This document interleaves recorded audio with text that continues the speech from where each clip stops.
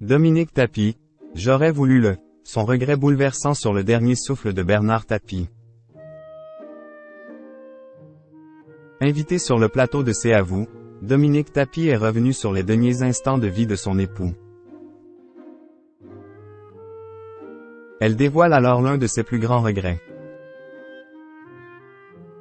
Ce mercredi 22 mars, Dominique Tapie a publié son livre, Bernard, la fureur de vivre, dans lequel elle revient sur son histoire d'amour avec Bernard Tapie.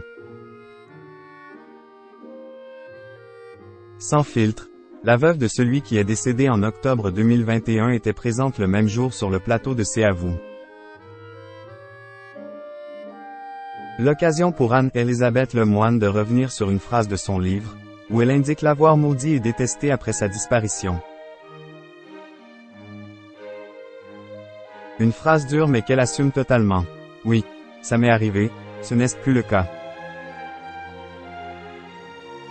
Quand je me suis retrouvé dans une situation plus que difficile, précaire, qu'il fallait que je quitte mon domicile conjugal après 35 ans et que je n'avais plus de ressources du tout, je n'ai pas compris.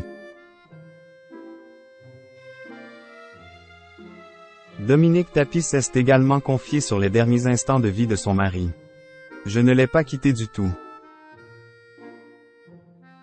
On n'a pas eu une infirmière ou une aide qui ait pu rester à part la dernière nuit parce que le professeur avait sans doute anticipé que, voilà. J'étais dans le déni le plus total.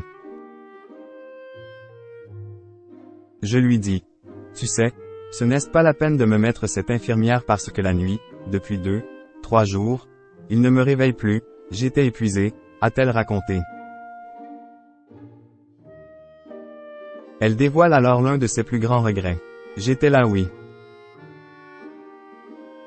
Malheureusement, je n'étais pas là, enfin j'étais là, mais j'étais endormi, tellement fatigué, je n'ai pas eu son dernier souffle, j'aurais voulu le prendre dans mes bras, mais il est parti comme ça.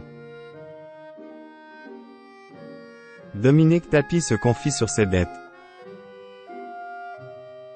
Après la disparition de son mari, Dominique Tapie va se retrouver dans une situation financière très difficile.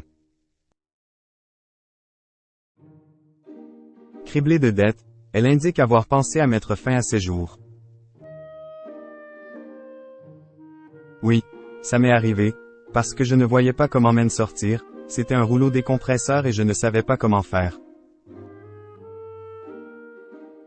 Fort heureusement, elle a pu compter sur l'aide de ses amis comme Jean-Louis Borloo. C'est lui qui m'a relogé, et d'autres m'ont aidé financièrement.